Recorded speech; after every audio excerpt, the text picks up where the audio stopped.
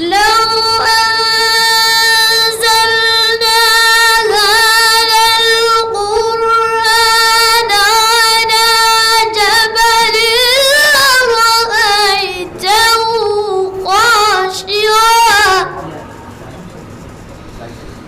خاشعا متصدعا من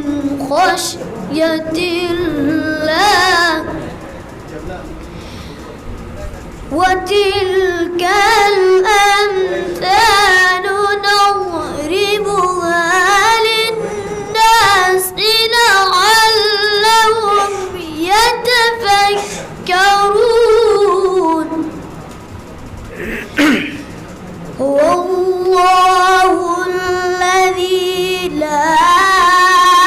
إله إلا هو عالم الغيب والشهادة الرحمن الرحيم هو الله الذي لا إله إلا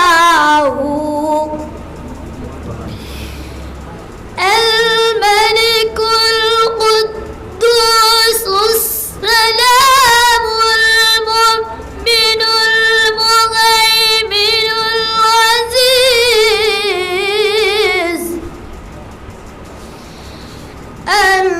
العزيز الجبار